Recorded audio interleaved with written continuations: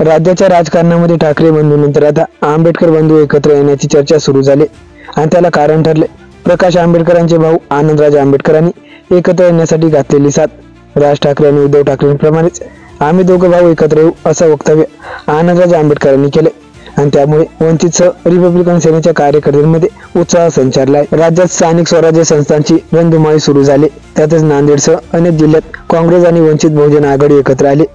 दुसरीकडे आनंदराज आंबेडकरांची रिपब्लिकन सेना शिंदेसोबत आहे।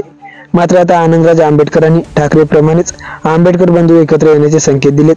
मात्र दोन्ही भाऊ एकत्र आल्यास त्याचे काय परिणाम होऊ शकतात? राज्यात 13 ते 15% दलित मतदार आहेत।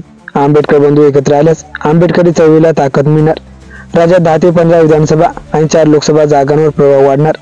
नागपूर, अमरावती, अकोला, नांदेड, छत्रपती संभाजीनगर, सोलापूर आणि मुंबईत वर्चस्व वाढणार।